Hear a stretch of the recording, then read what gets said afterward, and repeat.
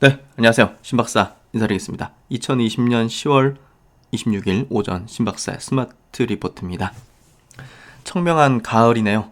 네, 가을의 아침은 뭔가 좀 굉장히 깨끗한 느낌? 공기가 조금 차면서도 그런 느낌 있잖아요. 그래서 아침 공기는 가을이 참 좋은 것 같아요. 네, 맑은 느낌, 그런 느낌이 드는데요. 오늘도 힘찬 월요일 아침이 되시기를 바라겠습니다. 주식시장을 다룬다는 거는 참 어려운 것 같아요. 이게 그냥 어디 뭐 엔터테인먼트 같은 걸 다룬 것도 아니고, 여러분과 저의 또 소중한 그 돈이 또 변동할 수 있는 그런 부분이잖아요. 그러다 보니까 상당히 신중하고 조심스럽고 또 비판도 있고 비난도 있고 기쁨과 한이야 절망과 정말 만감이 다 교차하는 그런 것들이 참 뒤섞여 있는 것 같아요. 그래서 참 어려운 걸 하고 나는 생각도 드는데요. 근데 그만큼의 또 매력이 크다 보니까 저는 이렇게 이 분야를 평생 이렇게 해오면서 일로서 또 제가 추구하는 어떤 목표로서, 그리고 또 때로는 또 이게 또 굉장한 또 즐거움과 그런 행복을 주는 그런 수단으로서 이렇게 하고 있는 것 같은데요. 여러분들에게는 어떤 의미일지 모르겠지만, 저는 뭐 일관된 것 같아요. 어제 영상에서도 얘기 드렸지만, 행복을 위해서 하는 거죠. 예. 이걸 하는 게 행복하니까. 예. 돈도 벌기도 하고, 돈을 버는 방식은 뚜렷하게 있다고 봐요. 예. 그리고 그 방식으로 나아가고 있다고 봐요. 예. 그 과정 자체가 우리 만감을 교차하게 만드는 그런 것이 주식이다 보니까 참 어려운 것 같아요. 예. 언젠가 허심탄회하게 여러분과 함께 마주하면서 얘기를 나눌 수 있을 거라 생각하고요. 오늘 오전에는 SK바이오팜을 좀 다루도록 할게요. SK바이오팜은 사실 상장되고 나서 너무 비쌌어요.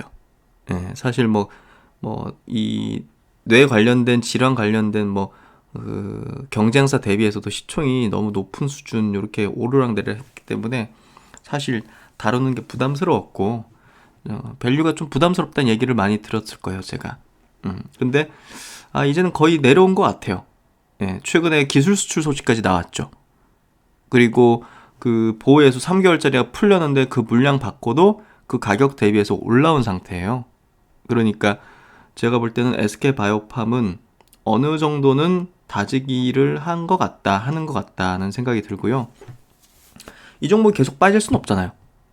그리고 SK그룹의 신성장 동력, 바이오 분야의 핵심 기업이잖아요. 그러니까 결국은 앞으로 그 바이오 업종에서 대형주는 딱 요렇게 돼요. 삼성바이오로직스, 그리고 셀트리온 합병법인, 그리고 SK바이오팜. SK라는 지주사 밑에 SK바이오팜이 현재 지금 75% 지분으로 갖고 있죠. 그런데 SK라는 그룹이 또 CMO 그룹을 하나 갖고 있어요. SK팜테코라는 CMO 업체를 100% 지분으로 갖고 있거든요. 그래서 저는 추후에 그 기업도 상장시킬 거라고 생각을 해요. 그러면서 본다면 SK바이오팜과 함께 또 중추적인 역할을 하게 될 텐데, 결국은 이 세 개 그룹사가 우리나라 바이오 업계를 이끌어 나가는 3대 그룹사와 기업이 될 거라고 보거든요. 그런 면에서 본다면 대기업의 지원을 계속 받는다. 작은 문제 없잖아요.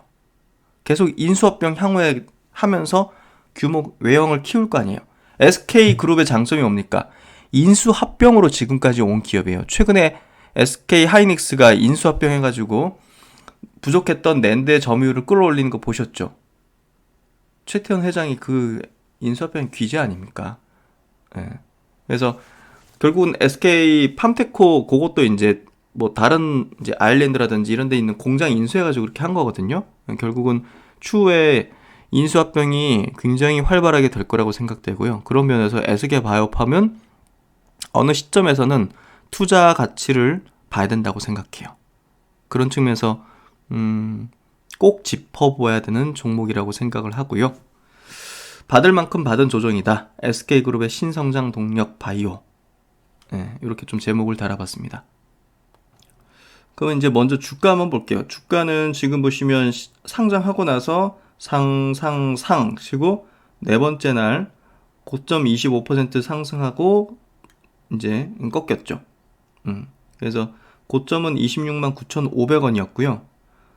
그거 대비해서 거의 반토막 정도 난 게 지난 10월 5일 정도 됐어요. 보호해소 물량이 풀리면서 3개월짜리 보호해소 풀리면서 하루에 50만 주 넘게 나왔죠. 다음 날도 이렇게 뚜두두둑 나왔고 어느 정도 이날 10월 14일 날 보호해소 나오는 물량이 어느 정도는 일단락 된 것 같아요. 그대로는 기관도 순매수, 그리고 이제 프로그램으로 들어오는 거겠지만 외국인도 순매수 행진을 계속적으로 하고 있거든요. 그래서 결국은 요 MSCI 반기 리브 쪽으로 아마 들어가게 될 것 같아요. SK케미칼 그리고 SK바이오팜이 지난번에는 이제 탈락했는데 유동성 조건에 조금 미흡해서 이번에는 들어가게 될 것 같아요. 그래서 선제적으로 들어오는 외국인 수급이라고 생각이 되고요. 기관들도 들어오고 결국은 어느 정도는 바닥을 확인했다. 이런 어떤 수급들이 들어오는 것 같아요. 예, 그래서 최근에 기술 수출까지 요때 하면서 했는데 눌렸죠. 예, 이런 거는 굉장히 유심히 봐야 돼요.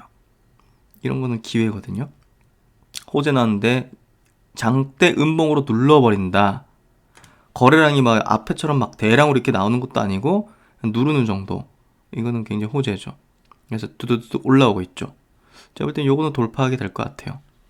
그래서 추후에 이제 일본 쪽으로 기술 수출을 한 건데 뭐 미국에선 직판을 하는 거고 이 기업이 유럽 쪽이라든지 다른 국가에 대한 어떤 또 기술 수출이라든지 이런 내용, 일본에서 추가적인 기술 수출 뭐 이런 것들이 나올 수도 있기 때문에 제가 볼 땐 인정을 확실히 받은 거고 최근에 이제 보면 알겠지만 뇌전증 치료제가 지금 미국에서 이제 판매가 시작되면서 아직까지는 의미 있는 점유율은 아니지만 그래도 이제 매출이 계속적으로 올라오고 있어요.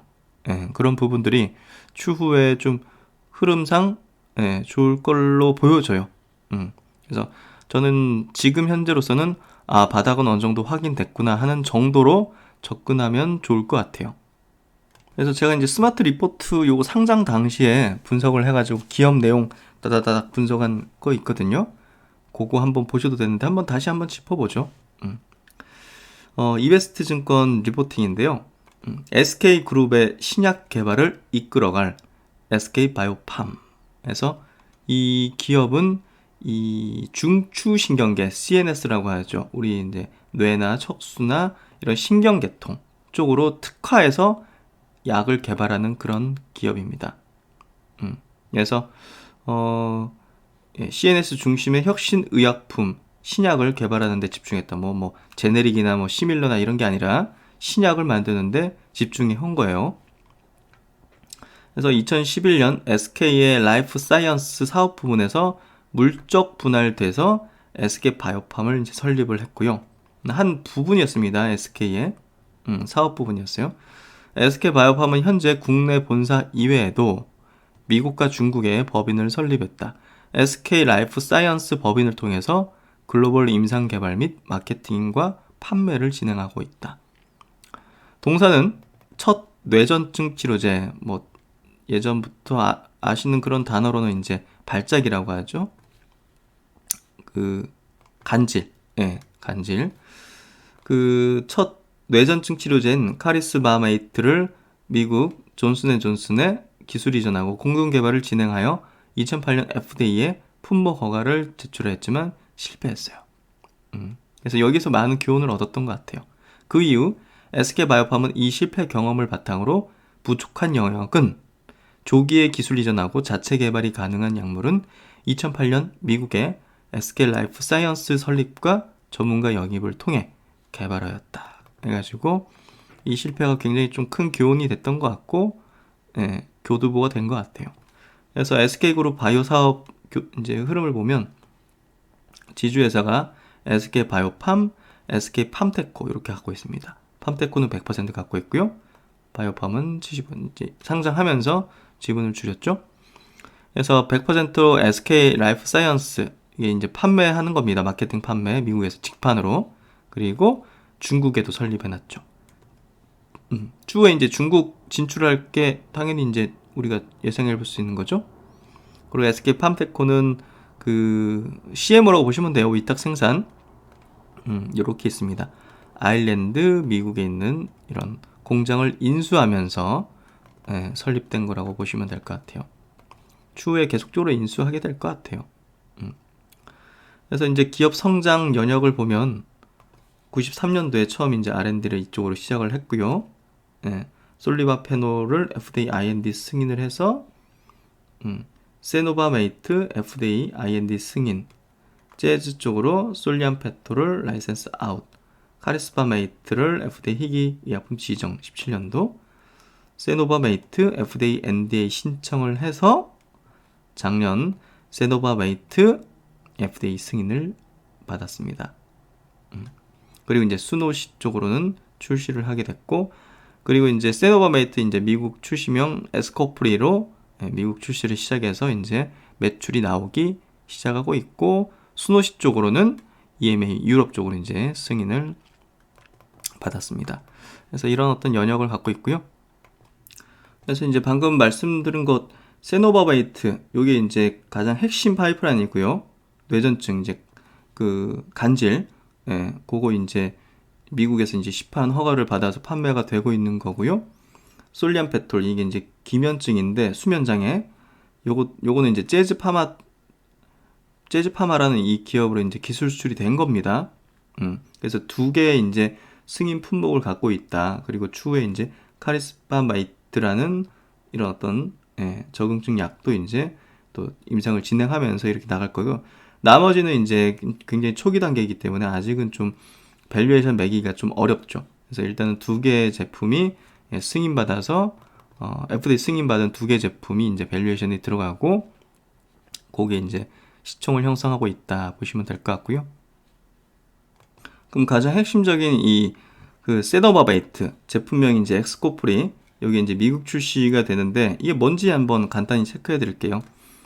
뇌전증 치료제 엑스코프리, 뇌전증이란 뇌 특정 부위에 있는 신경세포가 흥분해서 발작이 반복적으로 나타나는 질환이다. 제가 예전 초등학교 때도 이거 알았던 친구가 한 명 있었던 것 같아요. 같은 반에. 그래가지고 운동장에서 운동하는데 갑자기 이제 막 이렇게 막 거품 물면서 이게 쓰러지더라고요. 그래서 굉장히 어릴 때 충격받았던 기억이 있는데, 크고 나서 이제 동창회 갔을 때 보니까 그럴 때보단 조금 낫더라고요. 그래도 아직까지 이제 표정이나 이런 게 조금은 정상인 같진 않더라고요. 그러니까 이게 이제 간헐적으로 계속적으로 반복적으로 나타나니까 이게 약을 안 먹으면 안 되는 것 같더라고요. 그래서 이제 뇌전증의 유병률은 1000명당 4명에서 10명 정도, 매년 10만 명당 20에서 70명이 새롭게 발병한다. 특히 소화기와 노년기에서 많이 발생하는 것으로 알려져 있다. 뇌전증은 뇌손상, 감염, 산소 부족 등 다양한 원인에 의한 복합 증세이기 때문에 치료에 대한 반응 및 예후가 환자마다 상이해서 치료에 어려움이 따른다. 이로 인해 뇌전증 치료제는 1세대부터 3세대까지 약물이 복합적으로 병용 처방이 되고 있다. 현재 특허를 보유한 3세대 약물이 뇌전증 치료제에서 과점을 하고 있는 상태예요. 그래서 이제 쉽게 들어가기가 어려운데 워낙 효능이 굉장히 좋기 때문에 지금 여기 SK에서 만든 게 지금 침투를 하기 시작한 것 같아요. 그래서 임상 결과를 이제 간단히 체크해 보면요. FDA는 임상 2상의 우수한 발작 억제 결과로 임상 3상에서 추가적인 효능 확인 없이 안정성 확인만을 요구하였다. 그러니까 임상 2상에서 너무 효능이 너무 우수해가지고 3상에서는 그냥 안전한 것만 확인하면 그냥 승인해줄게 이렇게 한 거죠. 그래가지고 뭐 이렇게 란셋 여기 이제 논문에도 발표가 되는 정도로 이제 영향력이 있는 그런 모습을 보였고요. 그래서 이제 결국은 뭐 3상에서 안정성 확인되고 FDA에서 승인을 받은 거죠. 그래서 효능 자체가 경쟁 약물 대비해서도 굉장히 유의미하게, 통계적으로 유의미하게 좀 나왔기 때문에 상당히 가능성이 높은데, 아까 말씀드렸듯이 이제 과점된 어떤 시장이다 보니까 빠르게 침투하기가 쉽지 않은 거고, 예.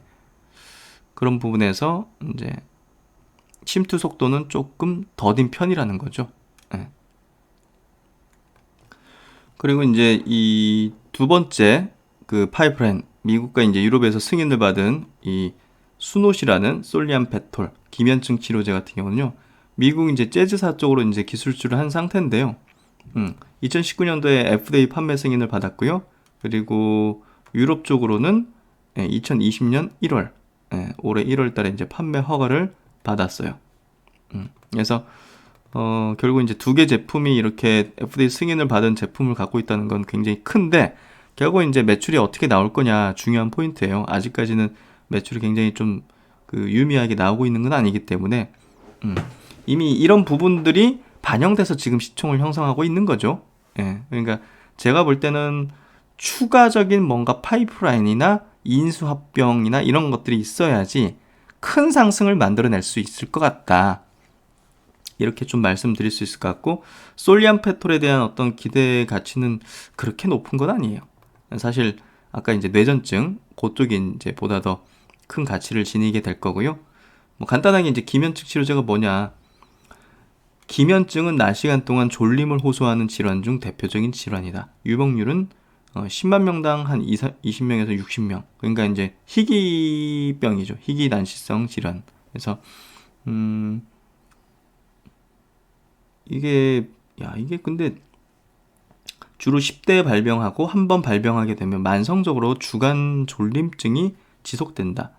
탄력 발작은 웃을 때나 화날 때와 같이 감정 반응이 있을 때 우리 몸에 힘이 빠지는 증상으로 양무릎에 힘이 빠져 바닥에 쓰러지기도 하고, 손에 힘이 빠져서 물건을 떨어뜨리고, 이거 위험할 수도 있는 그런 병이네요. 하여튼 뭐 희귀병이기 때문에 시장 규모가 그렇게 크진 않지만 그래도 이제 이렇게 승인받은 제품이 있다는 거 보시면 될 것 같고, 그러면 이제 중요한 포인트는 역시 이제 기술 이전 소식입니다. 10월 14일 날 키움증권 리포팅인데요. 이번에 이제 기술 이전 의미와 향후 모멘텀에서 한번 체크해 보죠. 이게 결국은 이 기업의 저점을 제가 볼 땐 형성시켜주는 모멘텀이었다고 생각이 돼요. 기술 수출이 이제 일본 지역 파트너사 쪽으로 했는데요. 뇌전증 신약 세노바베이트, 주력 이제 파이프라인, 여기 이제 일본 유명 제약사 오노의 5,781억의 기술 이전. 근데 계약금 규모가 보시면 545억. 큰 편이죠. 그리고 로열티도 두 자릿수라고 합니다. 그만큼 이제 이거 기술 인정받고 수출된 거죠.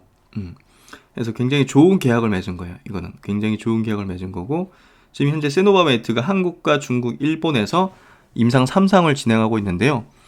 이 임상 종료가 이제 24년이거든요. 그래서 일본 지역 판매는 한 25년 정도 예상이 되니까 아직 매출로 확정되는 건 시간이 많이 필요할 수밖에 없어요.